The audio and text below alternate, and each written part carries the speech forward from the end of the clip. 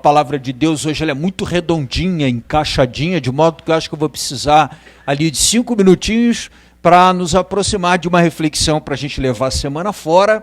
Naturalmente, ao celebrar hoje Cristo Rei, não se está falando de reinado aos moldes da compreensão de reinado, por exemplo, segundo o modelo inglês, segundo o modelo sueco, segundo o modelo espanhol, que são as formas de monarquia mais próximas da gente no tempo, atualmente, né?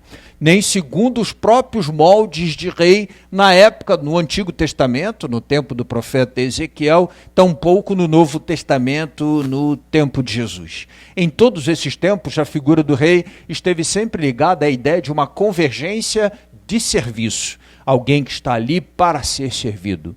A nação inteira, o povo inteiro está aos pés para servir o rei. Inclusive o termo servir era muito utilizado para designar os funcionários, os súditos do rei. São serviçais, eles estão a serviço do rei.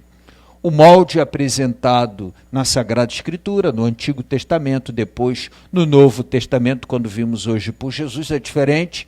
Jesus é o rei pastor que dá a vida por sua ovelha, que está disposto a cuidar, cuja ação preferencial não é ser servido, mas servir. Ele não se serve e não é servido pela ovelha, mas ele serve a ovelha. E Jesus, conforme a sugestão do Evangelho, apresenta exatamente que para aqueles que querem reinar como eu reino, então está aberta aí um convite à porta para abraçar uma vida cujo perfil, uma existência cujo perfil seja de serviço, prontidão, disponibilidade, aquela disposição para servir e dar a vida. Se alguém quer reinar sobre este mundo, segundo a concepção cristã do que seja reinar, esteja pronto para servir. Aquela frase que o nosso povo diz assim no dia a dia, que eu já ouvi da minha mãe, que eu já ouvi da minha avó, vale muito: quem não vive para servir. Quem respondeu tem mais de 40. O Bruno, como não tem 40 ainda, não acertou tudo, né? Porque ainda não tem os 40. Isso aí. Porque quem já tem 40 emplacou. Quem não vive para servir, não serve para viver. Qual é a ideia que está presente nesta frase? A de que servir para viver, ou seja, ter um sentido na vida, ter uma existência significativa, construir uma história que tenha profundo sentido, está ligado a ser capaz de servir.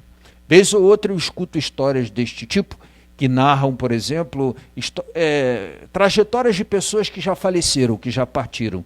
E às vezes se fala delas com saudade pela disponibilidade que tiveram, porque eram pessoas sempre dispostas a ajudar, pessoa que estava sempre ali ao lado e numa primeira situação de necessidade de socorro, de amizade, de prontidão, estava ali. Então se fala sempre com muito carinho, com saudade desta pessoa, porque se entende que esta vida teve muito sentido, porque se descobriu no serviço a alegria de viver, como sugere o Salmo 99, servir ao Senhor com alegria. Ao contrário, quando a gente entende, é uma lógica muito presente no nosso mundo, parece que tem mais valor quem é mais servido. Eu tive a oportunidade, nos telejornais, vocês também, acompanharem o casamento do príncipe Harry, né, que foi o último da dinastia inglesa a casar, e o que eu me pensava todo o tempo, quando passavam uns flashzinhos nos noticiários do casamento, meu Deus, quanta gente serve a essa família, né? A quantidade de funcionários por cabeça ali era enorme, né? Talvez proporcional a uma empresa, como se cada pessoa daquela família tivesse o número de pessoas servindo proporcional a uma empresa, como se aquela pessoa fosse uma empresa. Esse é um modelo que não é propriamente o nosso modelo. O nosso modelo, o modelo cristão, ele inverte esse sentido. A gente está aqui para servir, e não para se servir da ovelha, tosqueando, né, explorando, nem para ser servido pela ovelha. A gente está aqui para servir. Eu acho que hoje é mole, ficou interessante, né, encaixadinha a palavra. Eu acho que posso terminar aqui, que a gente já vai para casa bem.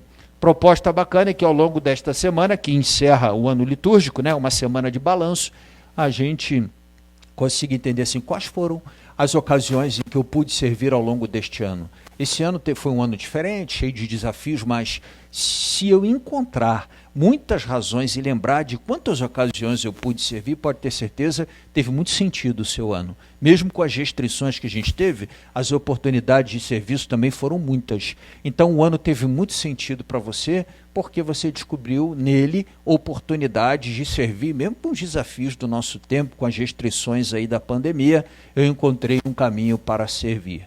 Então desejo a todos uma ótima semana de avaliação, tendo como critério o que Jesus diz, né? Porque eu estava doente, você foi me visitar, com fome você me deu de comer, eu era nu, você me vestiu, eu era doente, você foi lá me visitar, já disse, eu estava preso, também você foi visitar.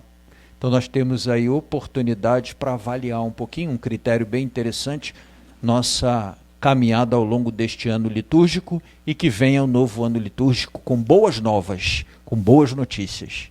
Vamos ficar de